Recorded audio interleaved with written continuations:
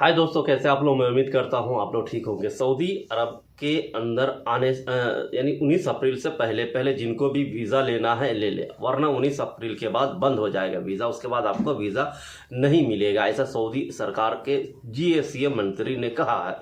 दूसरी खबर है दोस्तों, सऊदी के अंदर या दुबई के अंदर या कुवैत के अंदर कहीं पर भी जो रमज़ान का टाइम टेबल है वो बदल जाता है। अब क्या क्या टाइम टेबल बदला है, क्या किस तरह से कहा गया है, क्योंकि फ्राइडे को हाफ डे भी ड्यूटी होगा ये भी कहा गया है। तो हाफ डे का कितना मिलेगा फ्राइडे का, और फुल डे का कितना मिलेगा, और नहीं जाएंगे तो कितना मिलेगा, इस सारी चीज़ें पे हम बात करेंगे।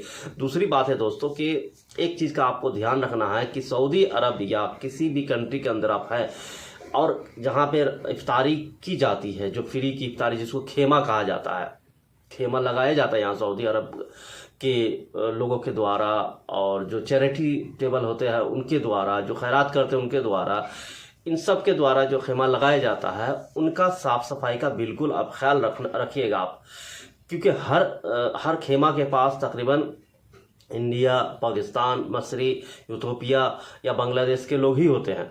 अगर आप साफ़ सफाई का ख्याल नहीं रखिएगा तो फिर नेक्स्ट ईयर वो चीज़ को बंद कर देता है। इसीलिए क्योंकि साफ सफाई नहीं होता है, लोग खाता है और उठ के इधर यहाँ वहाँ फेंक देता है, बोतल है पानी का तो कुछ है, ठीक है। ये सारी चीज़ नहीं कीजिएगा। आपको इफ्तारी करवाता है तो इसका ये मतलब नहीं है कि कहीं भी कचरा फैला दें, ठीक है। तो कचरे का ध्यान रखिएगा। यहाँ के बलदिया बहुत सख्त है, अगर ऐसा नहीं कीजिएगा तो फिर उस पर जुर्माना मारता है, जो लगवाया है, जो चैरिटी कर रहा है उन पे मारता है और वो परेशान हो जाता है। रमज़ान का महीना में आप किसी को दुख नहीं दे सकते, ठीक है, किसी को परेशान नहीं कर सकते। ठीक है, वो पैसे वाला है, वो मैनेज कर लेगा, लेकिन फिर भी आपका जो है ना हक बनता है कि हर जगह का साफ सफाई रखे। इससे उसके ऊपर जो बलदिया का जो उसका जुर्माना है वो नहीं मारेगा। हो सकता है उन्होंने 10,000 का एस्टिमेट बनाया होगा, 10,000 रियाल का, भाई 10,000 रियाल हम इस पूरे महीने में खर्च करेंगे।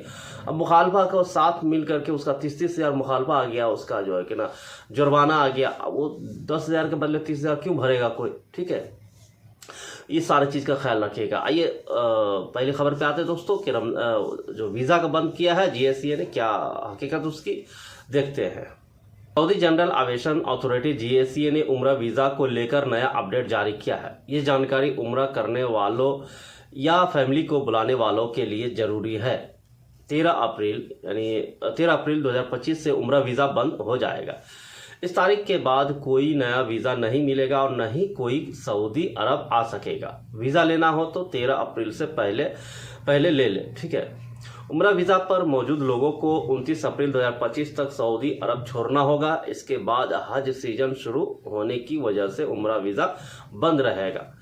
10 जून 2025 से उम्रा वीज़ा फिर से शुरू होगा। इस तारीख के बाद ही नया वीज़ा लिया जा सकेगा। 13 अप्रैल से पहले वीज़ा ले और 29 अप्रैल तक वापसी का प्लान करें दोस्तों, और फैमिली को भी बताएं, क्योंकि उम्रा जो अभी सीजन चलेगा ना, तो हो सकता है तो हज के बाद जो है ना टिकट भी महंगा हो जाएगा, क्योंकि जब हाजी लोग आएंगे हर देश से तो यहाँ जो है ना टिकट महंगा होता है, और जो उम्रा को रोक दिया जाता है, क्योंकि उम्रा वही कर सकता है आकर के, जो हज करना है जिनको वही कर सकता है, बाकी जो खाली उम्रा करने जाए उनको बंद कर दिया जाता है, ठीक है। ये पहले से भी नियम चल रहा है, ठीक है, ये सही चीज़ है, ठीक है ना। दूसरी बात है दोस्तों कि आप अगर ड्यूटी करते हैं, अभी अगर आप रहते हैं दुबई या शारजा या इस इलाके में रहते हैं, तो शारजा का नियम थोड़ा बदल गया है। वहाँ क्या है, हाफ डे आप कीजिएगा ना तो आपको 1.5 दिन का मिलेगा, ठीक है। शारजा के लोग अगर काम करते हैं तो 1.5 दिन आपको मिलेगा। सऊदी अरब के अंदर रमज़ान में अगर हाफ डे करते हैं तो भी आपको एक ही दिन का मिलेगा, ठीक है। ऐसे बहुत सारे कंपनी है जो 2 दिन का भी दे देता है, उसमें मेंशन कर देता है फोरमैन या जो भी है कि भाई 1 दिन किया है। चूँकि रमज़ान में लोग काम करते हैं, हाफ डे करें तो उसको 2 दिन का दिया जाता है। बहुत सारे फोरमैन इंजीनियर ऐसा है जो दे देता है, लेकिन बहुत सारे ऐसे कंपनी के फोरमैन इंजीनियर है जो लिखेगा ही नहीं, कहेगा आप 4 घंटा तुमने किया है तो 4 घंटा ही, यानी जुमा के वक्त तक किया है बस, उसके बाद घर चले गए हो तो 4 घंटा ही लिखेगा, 4 का 8 देगा आपको, यही देता है, और बाकी तो मिलेगा नहीं। हालांकि वो छुट्टी का दिन है, लेकिन फिर भी लोग ओवर टाइम करते हैं और उसका जो है कि ना 1 दिन भर के मिलता है। रमज़ान में उसे 4 घंटा ड्यूटी है इसमें आप कर सकते हैं। फ्राइडे को जो फ्राइडे का छुट्टी डे होता है वो उस दिन आप कर सकते हैं 4 घंटा, ठीक है। लेकिन राजस्थल खेमा में कहा गया है कि 4 घंटा कीजिएगा तो सिर्फ 1 दिन का आपको मिलेगा, ठीक है।